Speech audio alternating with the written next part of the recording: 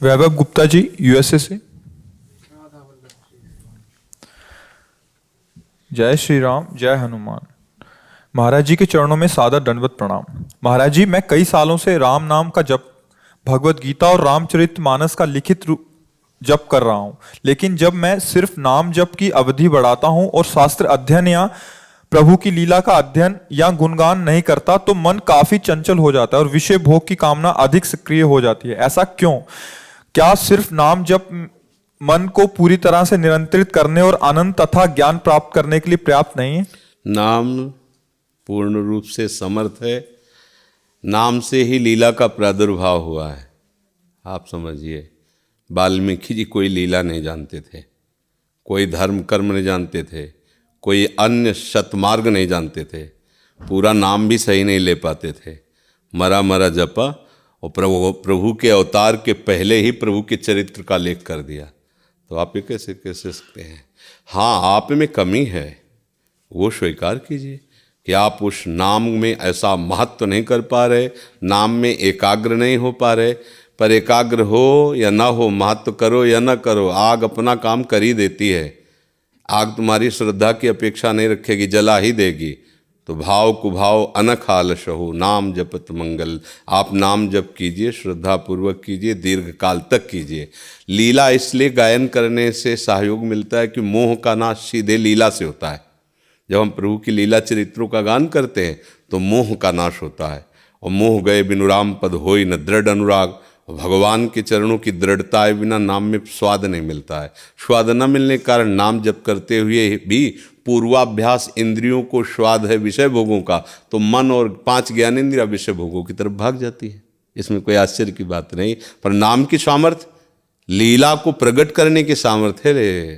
ये वाल्मीकि रामायण मरा मरा कहने वाले ने लिखा है भगवान के अवतार के पहले, इसलिए ऐसी तो कभी संशय वृत्ति करे ही ना। हाँ, प्रभु का नाम लेने मात्र से ही सब ज्ञान विज्ञान उदय हो जाएगा। दृढ़ वैराग पर लगो, उसकी एक सीमा है विषय की, वो यहाँ तक छू सकता है, लेकिन यहाँ उसकी त्रिगुणातीत स्थिति में आओ, नाम पहुँचाएगा, फिर कोई विषय विकार तुम्हें छू नहीं सकेगा, स्पर्श ही नहीं कहेगा। जब हमारे हृदय में स्वतः नाम चलने लगेगा तब आपको नाम का स्वाद समझ में आएगा। चलते रहो चुपचाप, विश्वास मानकर चलते रहो। जैसे 10-5 दिन औषधि खाई पर लाभ नहीं मिला तो डॉक्टर कहता है इसी से ठीक हो गए, पर आप खाते रहिए, कुपथ्य मत कीजिए और दीर्घ काल तक खाते रहिए। पुराना रोग है, ठीक हो जाओगे। तो अनंत जन्मों का एक काम क्रोध आदि का हमारे हृदय में विलास रहा है, हम निष्ठापूर्वक भजन करें, सब ठीक हो जाएगा। अगर इस जन्म में 10 मिनट भी मन लगने लगा है तो आपने बहुत बड़ी मंजिल हासिल कर ली। 10 मिनट, आप ये समझो, अनंत जन्मों का विषयाभ्यासी मन 10 मिनट लगने लगा तो बहुत बड़ी बात। और कहीं घंटे, 2 घंटे, 4 घंटे, तब तो काफ़ी मंजिल चढ़ चुके हो। शांत रहो, अभी आगे पता चल जाएगा। ठीक है? अविश्वास तो बिल्कुल नहीं हो, बिल्कुल नहीं। हम गिरे पड़े फिर भी अविश्वास नहीं करेंगे, हमारी फिसलन है नाम महिमा पर नहीं। नाम ही तो हमारा जीवन है, नाम ही तो सर्वस्व है। नाम नामी को अधीन कर लेता है, फिर उसकी ताकत पर क्या हम संशय करें। जी। शिल्पा जी अमृतसर से। श्री राधा वल्लभ श्री हरिवंश। महाराज जी के चरणों में सादर दंडवत प्रणाम। महाराज जी, मेरी दीक्षा छोटी उम्र में पारिवारिक गुरु परंपरा के अनुसार हुई है। उन्हीं की कृपा से अब मेरा मन राधा रानी के नाम और श्री चरणों में लग रहा है। पर ऐसा कहा जाता है कि हमारे इष्ट शास्त्र और गुरु एक ही परंपरा से होने चाहिए यदि हमें प्रेम भक्ति प्राप्त करनी है। कृपया आगे के लिए मेरा मार्गदर्शन करें। देखो, अगर हम अपने गुरु का परिचय दें तो तुम्हें संशय हो सकता है। जब हम ब्राह्मण घर में जन्मे, यज्ञोपवीत हुआ तो गायत्री के गुरु हुए। फिर जब आगे बढ़े तो हमें मंत्र मिला पंचाक्षरी। फिर आगे बढ़े तो हमको 12 मंत्र मिला। फिर महावाक्य संन्यास मिला। फिर सब छोड़ करके राधा वल्लभी शरणागति हुई। फिर इसके बाद निज मंत्र विरक्त वेश मिला। तो आप क्या कहोगे इसे? क्रम बाई क्रम हमको अपने लक्ष्य तक उन्हीं गुरुदेव एक तत्व है। जहाँ जो अवसर आया वो रूप रख करके हमें समझ लेते हैं। जो हित गुरु है वो अपने जन को पहचानता, विविध रूप रख कर पकड़ते हुए अपने पास ले आता है। पर विश्राम स्थली प्रिया प्रीतम के चरण है, ये हम नहीं जानते थे। हम नहीं जानते थे, वो हमें घसीट के लाए। ऐसे ही जो जहाँ जुड़ा हुआ है परम अर्थ में, अर्थात भगवान में, प्रभु में, तो उनको घसीट के लाते हैं। यहाँ तो बड़े बड़े सन्यासी, बड़े बड़े वैष्णव, बड़े बड़े योगी यहाँ घुटने टेक कर प्रिया प्रीतम के रस में आए। जिससे ये नहीं माना जाएगा कि हम गुरु अवहेलना किए, नहीं, वो क्रम है। कक्षा 1 में पढ़ाने वाले गुरु और थे, और जब हम कक्षा 6 में गए, स्कूल बदला, तो दूसरे गुरु हुए। जब हम इंटर में गए तो दूसरे गुरु हुए। जो हम पीएचडी आदि में तो फिर और गुरु हो गए। तो अब वो केवल क्लास परिवर्तन कराने के लिए वो गुरु का रूप बदलता गया। गुरु तत्व तो वही है। तो एक ही गुरु, एक ही रस साधन, जहाँ हमें विश्राम देना वहाँ तक वो घसीटता चला जाएगा, और पीछे वो रूप छूटते जाएंगे, उपासना छूटती जाएगी, और विश्राम स्थल प्रिया प्रीतम उनकी प्राप्ति हो जाएगी। ऐसा भाव तभी आएगा जब उनकी कृपा का अवलोकन होगा। ऐसा नहीं सोचना चाहिए कि हमने गुरु का त्याग किया और नए गुरु पकड़े, नहीं, वही गुरु हैं, कृपा करके हमको अपने स्वरूप तक ले जा रहे हैं। अरुणा जी देहरादून से। परम पूजनीय गुरुदेव, आपके चरण कमलों में मेरा बारंबार प्रणाम। गुरुदेव, क्या बचपन से विराजित लाडली लाल की विग्रह सेवा के साथ साथ मैं राधा नाम सेवा भी विराजित कर सकती हूँ? हाँ, जब विग्रह सेवा है तो उसी में आसक्त हुई है। विग्रह सेवा में अष्टयाम सेवा करिए, उन्हीं में आसक्त हो जाइए। अगर विग्रह सेवा ना होती, छवि सेवा होती, तो नाम सेवा विराजमान कर लीजिए। पर जब विग्रह सेवा है तो हमें लगता है सेवा का विस्तार न करके सेवा में आसक्ति करनी चाहिए। जो अपने प्रिया प्रीतम, उन्हीं में आसक्ति करो, उन्हीं को आठों पैर दुलार करो। अपनी आत्मा है, अपने प्राण प्यारे हैं, अनुकूलता का उनके विचार करते हुए। जैसे सर्दी है, हाँ, गर्म जल से उतना जितना सहा जा सके, गर्म वस्त्र, ऐसा भोजन जो उनको सुख प्रदान, ऐसी भावना में रत रहो, आठों पैर उन्हीं का दुलार करो, हो गया, बात एक ही है। गुरुदेव, घर में भागवत सप्ताह का आयोजन करने की मन में बहुत इच्छा है, तो आपकी अनुमति हो तो करा सकते हैं? हाँ, कोई अशुभ इच्छा नहीं है। जब तक इच्छा है तब तक करती रहिए। जब इच्छा खत्म हो जाए तो प्रेम से ही तुलसात सेवा श्यामा श्याम की, कोई दूसरी बात ही नहीं आएगी। हमें फुर्सत ही नहीं अपने प्रिया प्रीतम से, तो हम अनुष्ठान क्या करें? हमें फुर्सत ही नहीं है तो हम अनुष्ठान क्या करें? हम किसको और किसकी बात सुने, किसको रिझाएं? फुर्सत ही नहीं ना। हम तो सेवक प्रिया प्रीतम के, प्रेम से ही तुलसात सेवा श्यामा श्याम की, कीजे मनि भांत दिन दिन प्रति अनुराग। उनको श्रृंगार करके विराजमान किया, फिर उनकी लीलाएं सुना रहे हैं, उनके नाम का कीर्तन कर रहे हैं, उनके सामने नाच रहे हैं, उनको रिझा। हमें फुर्सत कहाँ है किसी और अनुष्ठान की, किसी और शास्त्र पुराण के अनुष्ठान? पर जब तक ऐसी भावना नहीं है तब तक कोई अशुभ तो नहीं, परम मंगल है, भगवत स्वरूप है, कीजिए। पर इसलिए पर लगा दिया कि जब आपको सेवा में आसक्त होगी तो आपके पास फुर्सत का है। श्रृंगार करके विराजमान उनकी रूप माधुरी का गायन कर रहे हैं, उनके सामने नृत्य कर रहे हैं, फिर अगला हमें, इसके बाद हमें उठ के उनके राजभोग की तैयारी कर ली। राजभोग के बाद उनको शयन कराना है। जब शयन कराया तिलक हम सारी परिचर्या से फिर उत्थापन। हमें फुर्सत का है आठों पैर। अगर ऐसी दिनचर्या नहीं तो कोई भी अनुष्ठान करो, उसका फल यही आएगा, यही दिनचर्या, श्यामा श्याम की आठों पैर दुलार भरी सेवा। जसजीत कौर। गुरुदेव, आपके चरणों में कोटि कोटि नमन। गुरुदेव, नाम मन को कब वश में करता है? जब मन समस्त विषयों से वैराग्यवान हो जाता है। मन विषयों से तब वैराग्यवान होता है जब विवेक हो जाता है। जिसको हम सुख समझ रहे हैं, जिसमें हमारी सुख बुद्धि है, जब उसमें घृणा बुद्धि पैदा हो जाती है कि वास्तविक इतने दिन सब विषयों को होगा, कोई शांति नहीं, कोई विश्राम नहीं, ये ज्ञान मन में नाम ही देगा।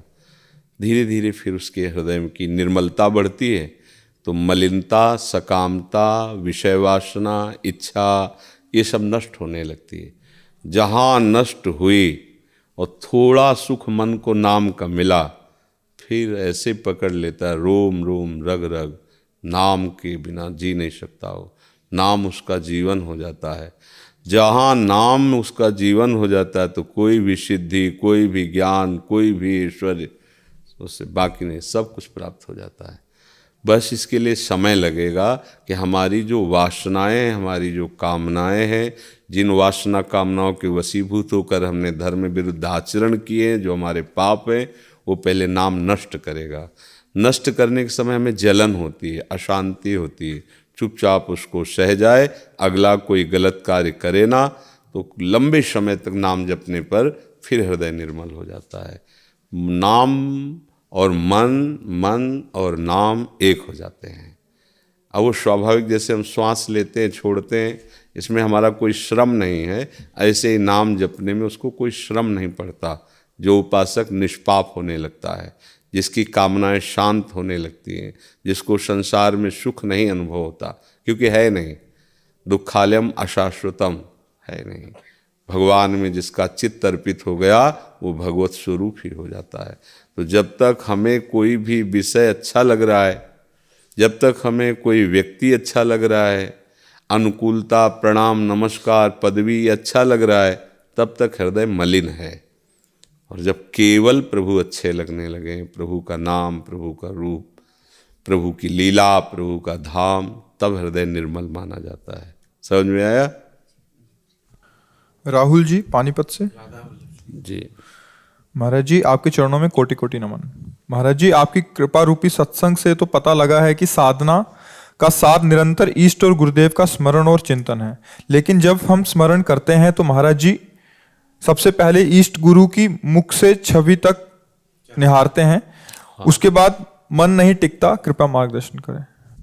कोई बात नहीं, मन टिके या न टिके, जैसे हम किसी के यहाँ काम करने जाते हैं तो मन लगे या ना लगे, 8 घंटे किसी तरह पूरे करते हैं तो पेमेंट मिल जाती है ना। तो हमको ऐसे ही चल रहा है, बेईमान मन हमारा साथ दे, प्रारंभ में ऐसा संभव है। हमको जबरदस्ती इससे भजन कराना है।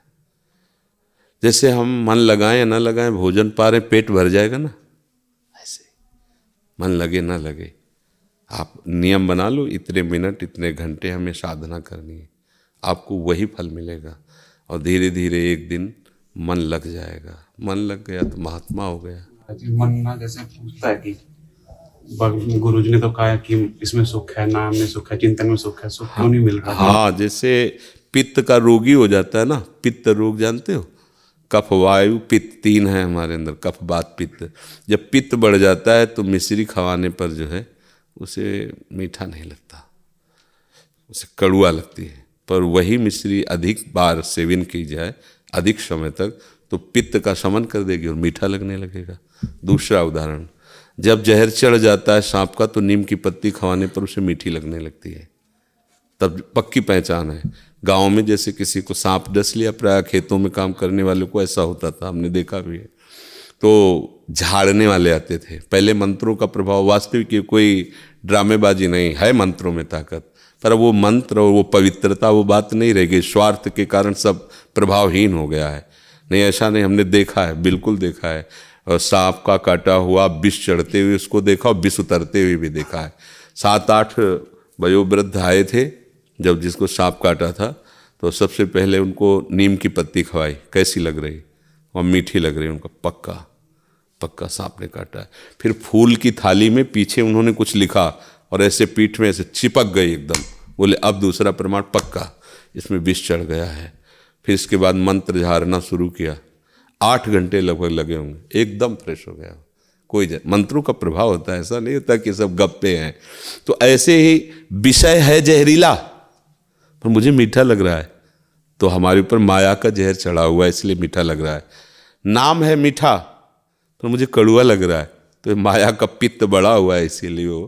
तो राधा नाम सुधा रसम, देखो राधा राधा राधा हमें कुछ अच्छा नहीं लगता। क्यों? आप देखो जब करके धीरे धीरे जब आपका ये माया रूप घटेगा ना, आपको रोना आएगा, रोमांच हो जाएगा। ऐसा राधा कोई आप निरंतर जपते, लेकिन कोई राधा बोले तो ऐसा लगे इसके चरण चूम ले, इसके चरण चूम, ऐसे पिघला पिघला हृदय को। पर दीर्घ काल सत्कार पूर्वक जपते रहो तो अच्छा लगने लगेगा।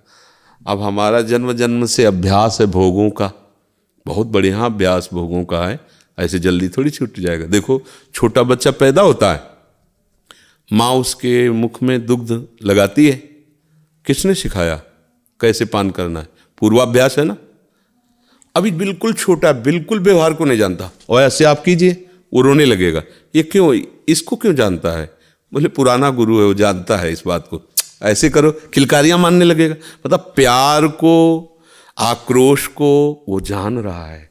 तो ऐसे ही जैसे ही शरीर का विकास होता है तो पूर्वाभ्यास सारी असत क्रियाएं जागृत हो जाती हैं और उसकी वहीं रति होती है जहाँ पूर्व रति हुई है। इसीलिए जब अब वो गुरु में, वाणी में, नाम में मन लगाना चाहता है, मन नहीं लगता, क्योंकि पूर्वाभ्यास उसका उधर है। दूसरा उदाहरण, पूर्व जन्म में बहुत भजन किया, किसी कारण भगवत प्राप्ति नहीं हुई, तो बचपन से किसी ने सिखाया नहीं कि भजन करना है, किसी ने नहीं सिखाया, अपनी बात कह रहे। जहाँ लगभग 5-6 वर्ष के ही होंगे तो ढेर सारी चालीसा बटोर करके मंदिर में जाना, घंटों उनका पाठ करना, तिलक लगाना, स्कूल जाना। जब कक्षा 5-6 में पढ़ते थे, शाम के आके भागवत पढ़ना, रामायण। एकांत बैठते तो लगता अम्मा मर जाएंगे, पिताजी मर जाएंगे, यार कौन साथी है यहाँ, पता नहीं कब मर जाएंगे, तो हमारा साथी कौन है? हृदय में आता भगवान के सिवाय कोई साथी नहीं। भागो, भगवान की प्राप्ति करो। क्या है भगवान, कैसा है आनंद, ये हम किसी सुना के पढ़ा के नहीं। कक्षा 9 पास हुए, मन भागो, बस दृढ़ निश्चय, भागो। जैसे कोई भूताकर्षण नहीं होता, ऐसे भगवत। ये क्या था? पूर्व जन्म का अभ्यास, भजन का। चूक हो गई थी, भगवत प्राप्ति नहीं, बचपन से वो छा गया मन में अभ्यास। वही मन तो था जो पढ़ लिख कर नौकरी करेंगे, धन कमाएंगे, ब्याह करेंगे, परिवार में रहे, वही तो मन है ना। वो मन क्या सिखा रहा है? भागो, संसार से वैराग्य करो, ये सब मरने वाले हैं, कोई तुम्हारा साथ नहीं देगा। सच्चा मित्र तो भगा दिया। 13 वर्ष की अवस्था, आज पूरा जीवन इसी मार्ग में। मन ने किया ना, मन ही तो नहीं, हमको कोई जबरदस्ती किया क्या? मन ने किया। अब मन को पूर्वाभ्यास में अच्छा अभ्यास बन गया तो इस जन्म में आके उसने खोल दिया, मार चल ये। और पूर्वाभ्यास गंदा तो बचपन से गंदी क्रियाओं में रति होने लगती, नहीं होने लगती। इसमें मन का क्या दोष, जहां उसको लगाया गया है। तो अब क्या है, अब हम मनुष्य जीवन में जबरदस्ती उसको गंदी बातों से हटा के अच्छी बात में लगाना चाहते हैं। अब वो लगता नहीं है तो उसकी चिंता मत करो। एक बार नहीं लगेगा, 2 बार नहीं लगेगा, एक बार उसको लगना ही पड़ेगा, क्योंकि आपके बिना वो रह नहीं सकता। और आप उल्टा समझ गए कि उसके बिना हमें चैन नहीं, तो तुम्हें परास्त की। अगर तुम्हें समझ में आ जाए कि मेरे बिना इसकी सत्ता नहीं, तो तुम जीत लोगे। पर होता क्या है कि वो जब कहता है अमुक चीज, तो हम कांप जाते हैं कि अगर नहीं दी तब तो हम मर जाएंगे, हम तो सपोर्ट ही नहीं मिलेगा मन का। फिर क्या, घबरा जाता है, जलता है, और वो वही करता है जो मन करता है। यही संसारी पुरुष का लक्षण है। और साधक वो नहीं, धर्म विरुद्ध बिल्कुल नहीं, वो जलाता है, उस जलन को सह जाता है, उसका परिणाम होता है सहत सहत बाढ़े भगत। उसके हृदय में भक्ति बढ़ती है, वो हरि गुरु को प्राप्त होता है, उसे फिर स्वाद आने लगता है परमार्थ में। समझ गए ना? विशाल द्विवेदी जी कानपुर से। जी, राधा वल्लभ श्री हरिवंश। गुरुदेव, आपके चरणों में दंडवत प्रणाम। गुरुदेव, श्री जी की कृपा से हमारी शरणागति मार्च में हुई थी, क्या मैं अब राधा नाम सेवा कर सकता हूँ? हाँ, कर सकते हैं। बस ये ध्यान रखो कि श्री जी की सेवा विराजमान करके फिर सेवा की अवहेलना ना हो। अवहेलना का मतलब होता है जैसे सुबह मंगला करना ही है, श्री जी को भोग लगाना ही है, श्री जी को शयन कराना ही है। अगर ये व्यवस्था आप में ना हो, समय ना हो, तो नाम जप करो, छवि रख लो, पोछ दिया, आरती किया, प्रणाम किया, अपने काम धंधे चले गए, शाम के आए, प्रणाम किया, आरती किया, सो गए। और अगर समय है तो घर के लोग सहयोग करें तो सेवा विराजमान करो, नहीं छवि की सेवा विराजमान रखो। समझ रहे? सेवा विराजमान कर सेवा की फिर समय की अवहेलना करना फिर अपराध माना जाता है। इसलिए हम सबसे कहते हैं छवि विराजमान करो। तुम काम काजी जन हो, नौकरी करना है, व्यापार करना है, ये अधिक समय जिसका एकांत में बीते वो सेवा विराजमान करें। अब आपको कभी भी कहीं भी जाना आना पड़ सकता है, और जवान शरीर, कोई व्यापार नौकरी, कोई क्रियाएं तो करनी है संसार की, तो फिर सेवा का भाव रखो और छवि विराजमान रखो, और नाम जप में प्रधानता रखो। कोई भी कहीं भी जाओ, देश विदेश सब कार्य करो, नाम जप करते रहो, और जो भी खाओ पियो प्रभु को समर्पित करके खाओ पियो। अच्छा भोजन पाओ, पवित्र भोजन पाओ, तो बुद्धि शुद्ध रहेगी। सेवा विराजमान करने में फिर उसमें नहीं चलेगा ऐसा।